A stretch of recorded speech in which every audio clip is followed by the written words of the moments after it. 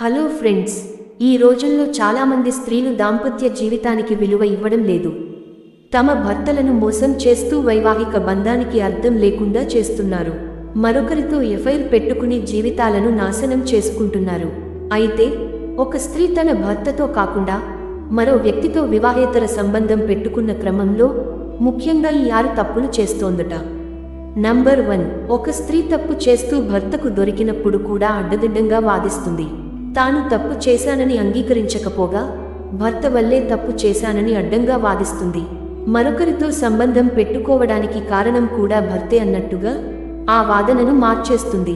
తాను ఎలాంటి తప్పు చేయలేదనే భావనలో ఉంటుంది.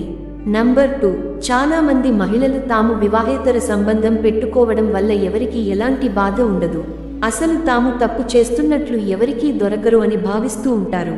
కానీ తప్పు చేసిన వాళ్ళు ఎప్పుడో ఒకసారి దొరకడం ఖాయం అనే విషయాన్ని వారు తెలుసుకోలేరు.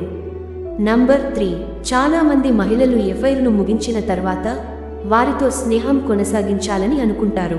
కానీ అది వారు చేసే అతి పెద్ద తప్పు అవుతుంది. ఒకసారి తప్పు చేసి దాన్ని వదిలేసిన తర్వాత మళ్ళీ వారితో స్నేహం చేసినా కూడా అది స్నేహంతో ఆగదు. నంబర్ 4, చాలా మంది మహిళలు ఎఫైర్ పెట్టుకున్న తర్వాత ఆ బంధాన్ని తుంచుకోవడానికి పెద్దగా ఇష్టపడరు. ఒకవేళ విడిపోవాల్సి వస్తే అవతల వ్యక్తి బాధపడతారని ఆలోచిస్తారు, కానీ భర్త జీవితం ఏమైపోతుందో అని ఆలోచించరు.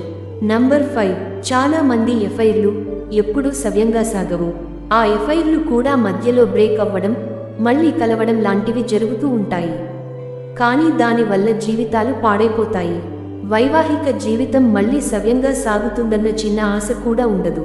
నెంబర్ 6, చాలా మంది స్త్రీలు వైవాహిక జీవితంలో సంతోషం లేకపోవడం వల్ల మరొకరితో ఎఫైర్ పెట్టుకున్నామని అనుకోరు. తాము చేసిన తప్పుకి కూడా భర్తపైనే నేరం వేసి అత్యంత దారుణంగా మాట్లాడతారు.